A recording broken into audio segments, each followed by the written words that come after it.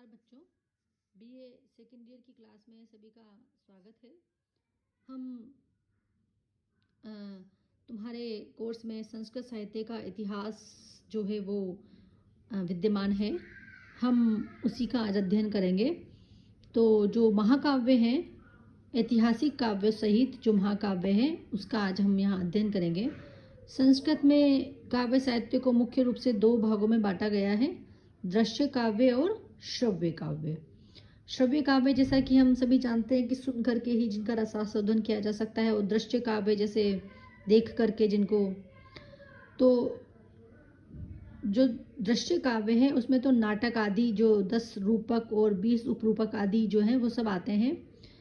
और श्रव्य काव्य की अगर हम बात करते हैं तो गद्य, पद्य और चंपू 3 भेद इसमें किए गए हैं। पद्य काव्य जो कि छंदोबद्ध लिखा होता है, और गद्य काव्य जो कि छंद विहीन होता है, जिसमें छंद नहीं होता है, जैसे कि कथा, कहानी वगैरह, निबंध वगैरह ये। और चंपू काव्य जो होते हैं उसमें गद्य और पद्य दोनों आते हैं। पद्य काव्य के ही पुनः 3 भेद किए गए हैं, महाकाव्य, खंड काव्य और मुक्तक। और गद्य काव्य के भी 3 भेद हैं, कथा, आख्यायिकी एवं निबंध। अब हम मुख्य रूप से महाकाव्य का चूंकि यहाँ पर अध्ययन कर रहे थे तो हम महाकाव्य ही ले रहे हैं। महाकाव्य के जहाँ तक लक्षणों की बात है तो अलग अलग विद्वानों ने अलग अलग लक्षण महाकाव्य के दिए हैं। महाकाव्यों की कथा वस्तु कोरी कल्पना प्रस्तुत नहीं होकर किसी प्राचीन आख्यान या ऐतिहासिक व्रत से आधारित होनी चाहिए, किसी महापुरुष के जीवन से संबंधित भी हो सकती है। महाकाव्य की एक ये भी विशेषता है कि वो सर्गबद्ध होना चाहिए, अर्थात कथानक को उसको सर्गों में निबद्ध किया गया हो उसमें, और सर्गों की संख्या 8 से अधिक होनी चाहिए। और सर्ग जो है वो इस तरह के हों कि न तो बहुत कोई सर्ग तो कोई बहुत बड़ा है, कोई बहुत छोटा है, इस प्रकार के नहीं होना चाहिए, बराबर से होना चाहिए। और महाकाव्य का नायक जो है कोई देवता अथवा श्रेष्ठ कुल में उत्पन्न कोई क्षत्रिय, ऐसा ही देवता, धीरोदात्त नायक के गुण जिसमें विद्यमान हो। नायक एक भी हो सकता है और अनेक भी हो सकता है, जैसे कि रघुवंश महाकाव्य में है, सूर्यवंशी अनेक राजा नायक हैं, तो अनेक राजा भी नायक हो सकते हैं और एक भी हो सकता है नायक। महाकाव्य में श्रृंगार, वीर और करुण रसों में से कोई एक रस प्रधान और शेष रस गौण होना चाहिए। इसमें मुख, प्रतिमुख आदि पंच संधियां, सन्निवेश आदि सभी कुछ होना चाहिए। और अर्थ, धर्म, काम व मोक्ष, इन चारों पुरुषार्थों का वर्णन इसमें होना चाहिए। परंतु इनमें एक महाकाव्य का फल होना चाहिए। चारों पुरुषार्थों का वर्णन तो हो, किंतु फल जो है वो एक ही हो चारों पुरुषार्थों में से। और महाकाव्यों के प्रारंभ में मंगलाचरण का विधान किया गया है, और दुर्जनों की निंदा और सज्जनों का गुण कीर्तन भी किया जाना चाहिए। उसका नामकरण जो है सामान्यतः कवि के नाम पर या चरित्र के नाम पर या नायक के आधार पर रखा जाता है। इससे भिन्न आधार पर भी नाम रखे जा सकते हैं। और एक और महत्वपूर्ण बात कि सभी सर्ग जो हैं एक ही छंद में होना चाहिए, किंतु सर्गांत पद्यों में जब सर्ग का अंत हो रहा है तो उन पद्यों में कहीं ना कहीं आप सर्ग बदल जाने चाहिए। और महाकाव्य में संध्या, सूर्य, रात्रि, चंद्र, प्रदोष, अंधकार, दिन, प्रभात, मृग्या, पर्वत, ऋतु, वन, सागर, रण, प्रयाण, विवाह, मंत्रणा आदि यथास्थान वर्णन किया जाना चाहिए। संक्षेप में ये महाकाव्य के लक्षण हैं। और महाकाव्यों की जितनी की भी रचना हुई है, लक्षण ग्रंथों के बाद इनकी रचना हुई है। और दंडी ने अपने पूर्ववर्ती वाल्मीकि, कालिदास, अश्वघोष आदि महाकवियों की रचनाओं को लक्ष्य में रखकर ही उपयुक्त लक्षणों की सूची तैयार की होगी, परंतु लक्षणों का अक्षरश निर्वाह किसी भी महाकाव्य में दिखाई नहीं देता है। और कहने का तात्पर्य यह है कि महाकाव्य अलग अलग लक्षणों से युक्त भी हो सकते हैं, किंतु कुछ प्रमुख लक्षण जो हैं वो इस प्रकार के जो हैं मैं भी बताए थे वो हैं। और एक मत है कि वेद हमारे यहाँ एक मत से सबसे प्राचीनतम ग्रंथ के रूप में स्वीकार किए गए हैं। वेदों में भी ऋग्वेद सबसे प्राचीन है। अब महाकाव्य के उद्भव एवं विकास की अगर हम बात करते हैं यहाँ पर, तो उस परिस्थिति में सबसे पहले ऋग्वेद की ओर हमारा ध्यान जाता है।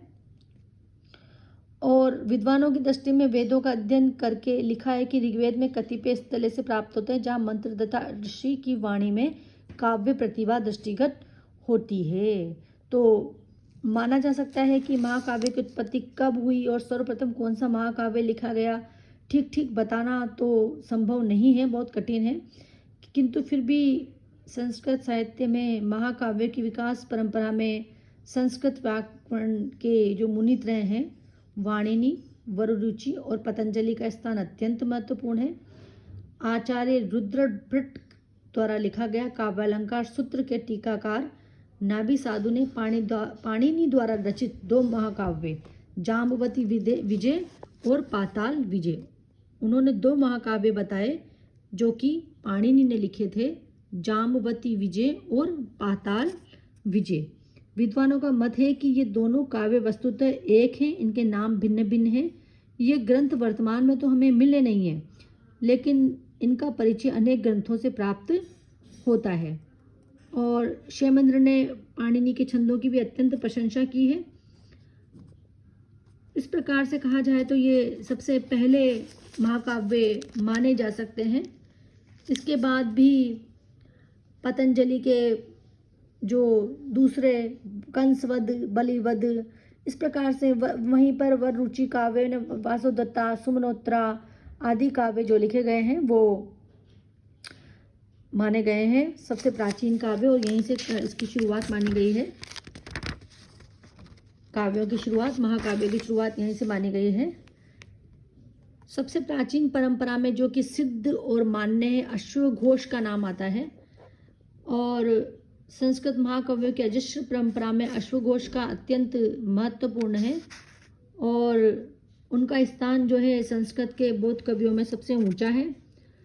उनकी काव्य रचना जो है वो बौद्ध धर्म के मूलभूत सिद्धांतों को काव्य में उन्होंने पहराने का प्रयत्न किया है। धर्म के उपदेश देने की अपेक्षा काव्य में उन्होंने कांता संमित वचनों का प्रभाव अधिक स्थायी रहा है। और अभिजात्य वर्ग, विशेष रूप से ब्राह्मण वर्ग का ध्यान बौद्ध सिद्धांतों की ओर आकृष्ट करने के लिए संस्कृत भाषा के माध्यम से उन्होंने अभिव्यक्ति की और बुद्ध के जीवन का परिचय कराया।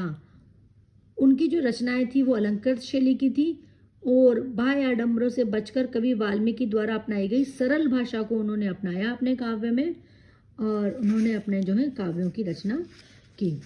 अश्वघोषकृत कौन से काव्य हैं? जैसे अश्वघोष का लिखा हुआ बुद्ध चरितम काव्य है, उसका चीनी अनुवाद भी प्राप्त होता है। और भारत में जब ये प्रचारित हो गया उसी के बाद इसका चीनी अनुवाद हुआ। सम्राट अशोक के राज सिंहासन पर आरूढ़ होने की तिथि 269 ईस्वी पूर्व से इतने निश्चित है, अतः बुद्ध चरित्र के अंतिम सर्ग में अशोक का उल्लेख मिलता है। अतः अश्वघोष का समय निश्चित रूप से अशोक के बाद का है। अशोक का उल्लेख चूंकि मिलता है तो इसलिए अशोक के बाद का ही है उनका समय निश्चित रूप से। और अश्वघोष द्वारा लिखा गया जो शारिपुत्र प्रकरण है उसकी भी पांडुलिपि देखने को पता चलता है कि कनिष्क या खुश्क के समय के अशोक हैं, इसलिए अश्वघोष हैं। इसलिए अश्वघोष के साथ कनिष्क का संबंध करना सर्वथा परंपरागत एवं इतिहास संबंध भी है।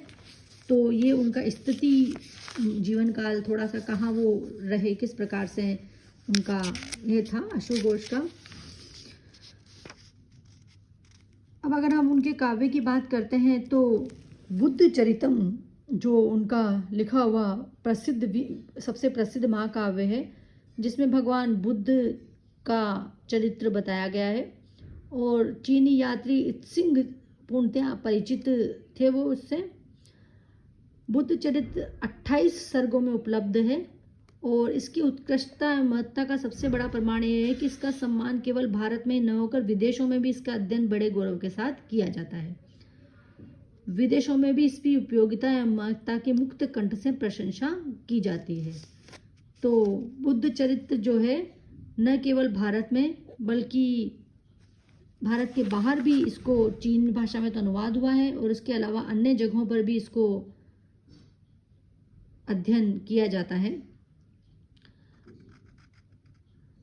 और ये जो महाकाव्य था बुद्ध चरितम, इस महाकाव्य का आधार ललित विस्तर नामक बौद्ध ग्रंथ को माना गया है। सैमुअल ब्रिल आदि पाश्चात्य विद्वानों ने कहा है कि अश्वघोष ने महापरिनिर्वाण सत्र के आधार पर इस महाकाव्य की रचना की थी। इस ग्रंथ में भगवान बुद्ध के समस्त उपदेशों का समावेश है। इससे विषय का प्रतिपादन सुंदर और सुव्यवस्थित ढंग से होता है। और जहाँ तक इसकी कथा वस्तु की यदि बात की जाए तो इसके जो नायक हैं वो राजा शुद्धोधन हैं और उनकी पत्नी का वर्णन है इसमें। इसके पश्चात बुद्ध के जन्म का वर्णन है। फिर द्वितीय सर्ग में अंतःपुर का वर्णन है। तृतीय सर्ग में एक वृद्ध, रोगी और मृत व्यक्ति को देखकर किस प्रकार से बुद्ध जो है वो उनके मन में दुख उत्पन्न हो जाता है, संवेग उत्पन्न हो जाता है और वो फिर स्त्री निवारण करके पंचम सर्ग में अभिनिष्क्रमण के लिए निकल जाते हैं, बाहर निकल जाते हैं। षष्ठ सर्ग में छंदक के नगर लौटने का बड़ा स्वाभाविक वर्णन है। प्रथम सर्ग में गौतम तपोवन में प्रवेश करते हैं तथा कठोर तप में संलग्न रहते हैं। और नवम स्वर्ग में जो है कुमार अन्वेषण, दशम में गौतम के मगध, एकादश में काम निंदा, द्वादश में आराड। इस प्रकार से इसमें कुल 28 सर्गों में इसकी वो की गई है और इसका वो किया गया है, इसको बनाया गया है। और यह संस्कृत महाकाव्य जो है अश्वघोष का कीर्ति स्तंभ है। इसमें भगवान बुद्ध के संघर्षमय जीवन की विविध घटनाओं का भी वर्णन किया गया है, सजीव वर्णन किया गया है। इसकी जो भाषा शैली है वो अत्यंत सरल है, मधुर है और प्राकृतिक वर्णन भी इसमें बहुत अच्छे तरीके से इस महाकाव्य में किया गया है। इस प्रकार से हम कह सकते हैं कि बुद्ध चरितम जो है एक बहुत ही अच्छा महाकाव्य की श्रेणी में आता है।